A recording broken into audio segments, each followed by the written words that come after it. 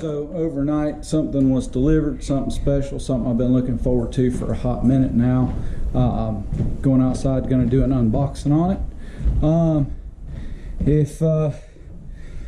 want to be honest with you, if you're a guy who does off-road adventure riding, then you're going to know that the thing that is the biggest pain in the butt when you're off-road adventure riding is changing your tires. And I don't have the money to spend on a Rabaconda, so instead I got a New Speed, and we're going to be looking at what came in the box. Alright, so that's the carrying case, main upright arm extension. Oh my goodness, that's a big old box. Hold this for me, will you? So, main upright arm extension, gripper stem, axle mount, axle shaft. Alright, everything appears to be boxed well. Set that box over there. I'll open up these boxes real quick. Babe, if you can make sure that doesn't start just taking a picture every 5 seconds, because that camera seems to be kind of a pain in the butt like that. Alright. Let's see. Alright, everything seems to be tidy, so our nuts and bolts. And this will be the framing material. Does look like it's pretty good quality. It's about an eighth of an inch thick steel. That's a good sign. So we're going tonight to watch the Charlotte FC game. Going to be up in the supporter section cheering on our soccer team. But when I get back, we're going to assemble this puppy and change our tires that are on the Himalayan. Change our tires that are on the Himalayan to the Tusk 2 track for our upcoming trip. Oh, so there's the piece that bites down on your tire. Alright, so again, it's just a bunch of steel parts wrapped in bubble wrap right now. Soon I'll put it together.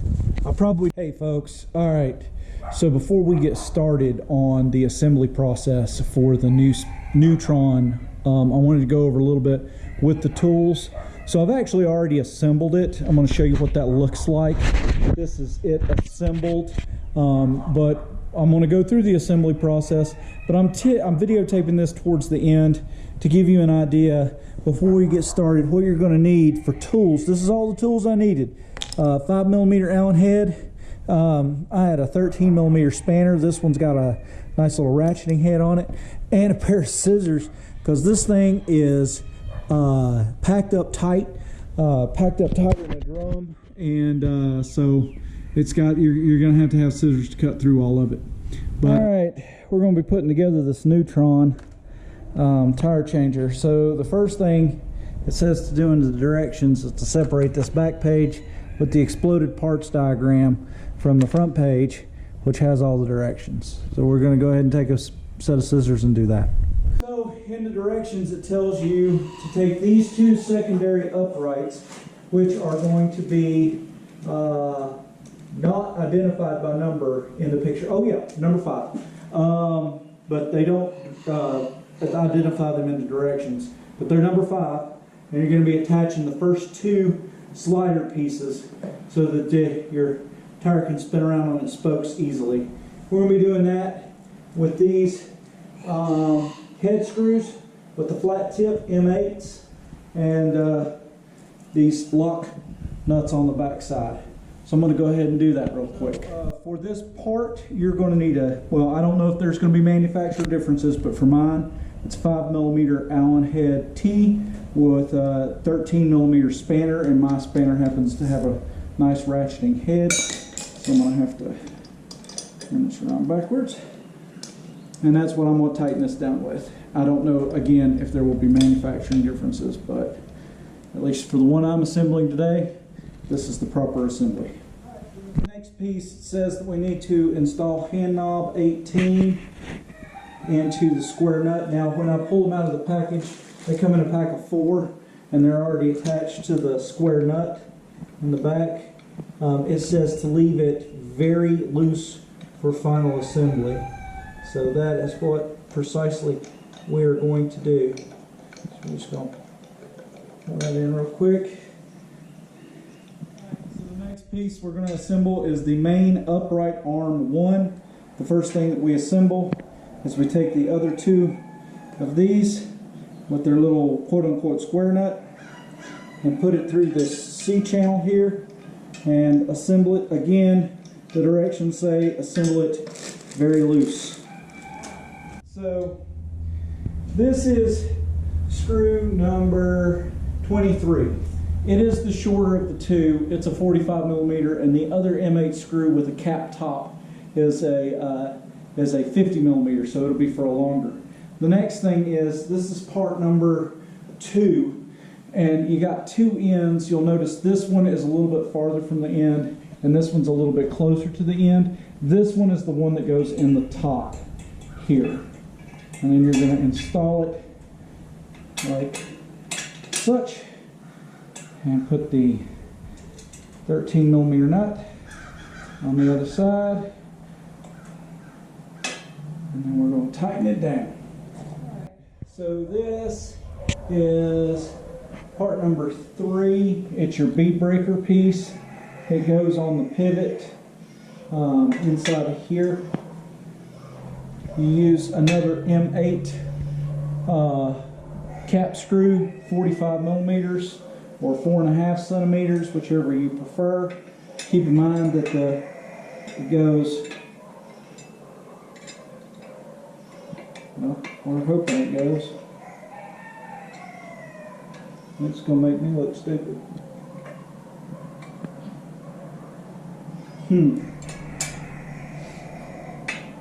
I don't know why they didn't have me put this on before.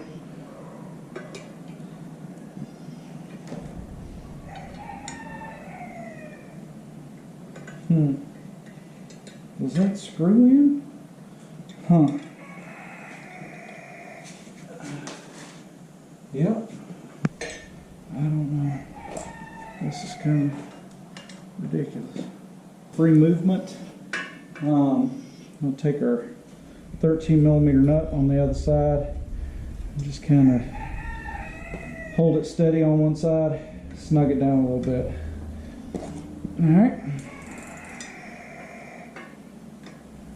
This next piece, you're going to need part number 9, which is the linkage that goes between here and here.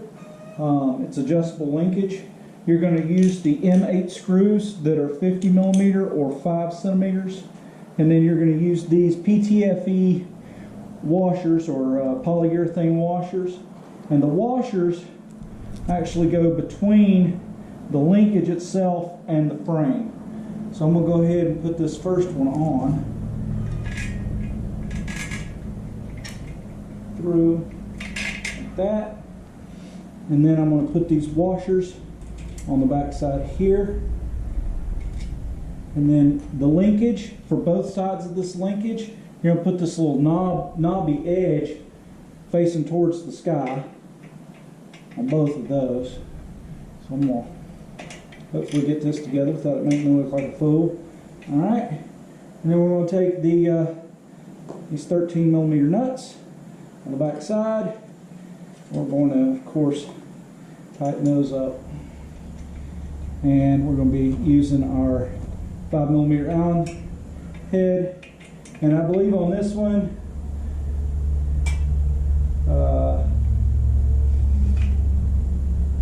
looks like snug it up, but it's like everything else, you got to snug it, but it's still got to be able to move freely. That seems to be a theme here with this. Next piece is to install the slider onto this main piece here. Again, it's going to be these two M8 flat. They're the shortest screw you got. And 2 more of these 13mm nuts. For the next piece, we're assembling the base. And so if you'll notice, you'll be able to tell this is part 6, 7, and 8 in your diagram.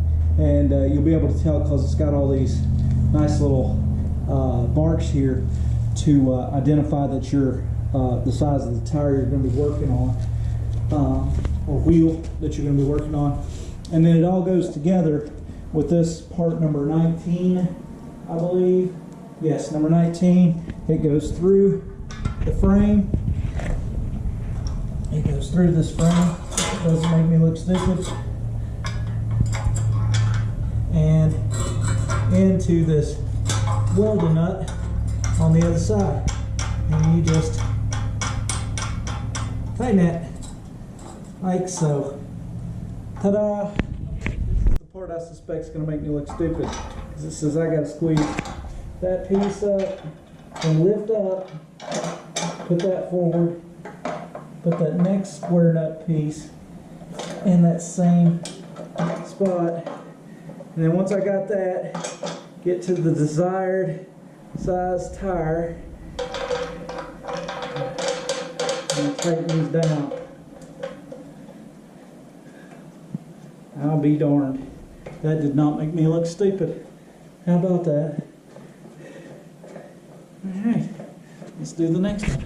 And for my next trick, I'm going to do the same thing with this. Circle to the inside, drop the square nut down in, hopefully, and then go to the desired size wheel.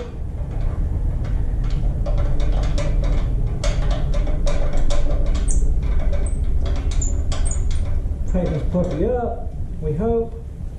Alright. Then it says it doesn't matter which one you put in which, so I'm going to go by that.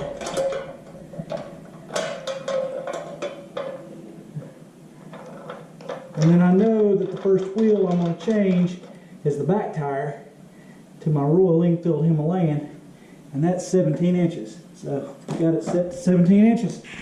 There we go. Made it this far, we're almost done. You're going to take part number 10 and put it down here in this very center piece here. I'm yet to see how I'm supposed to disassemble this and stick it in that little bag over there. But so far so good.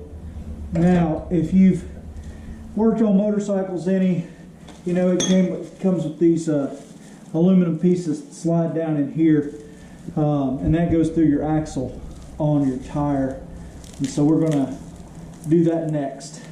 Okay, the last piece is like when you're putting your tire on here. If you got a little bitty tire like the front tire on some of the pit bikes and stuff, you're going to use this tiny little solid steel dowel rod. If you got a slightly bigger tire, this has got a tapered end, goes down in here like that. And then if you're like me, probably on the Africa Twin, you're going to need that piece of aluminum over the top of it, just kind of hold that steady. And then the last piece that goes on is the handle.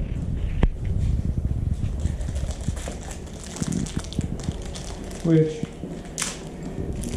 if you remember when this whole thing started, I told you to make sure that you put the one end closest. And there you go. There you have it. There's your new speed tire changer. Ta-da!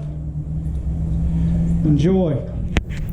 Thanks again for watching and supporting Lost in the Bush. The channel keeps growing, and I finally had a video that really hit. My Akribus 23-liter tank install has racked up over 3,000 views at this point and brought in about 45 new subscribers. Huge thanks out there to everyone who has joined.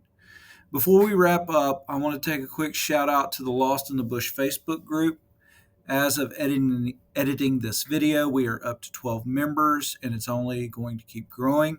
This is where I'll be sharing extra content updates and even downloadable tracks as the community expands. Also, don't forget, on April 1st, probably right around when this video will be published on YouTube, Stephen and I will be setting out on the Smoky Mountain 500. We will be filming that ride, so stay tuned for those videos. If you haven't already, hop over to the Facebook and join the group. Let's build a place for adventure riders like us to share routes, tips, and stories from the road. Link is in the description. As I have said before, I'm very interested in growing this channel and my Facebook group. I want to assure you at this point that I am not monetized.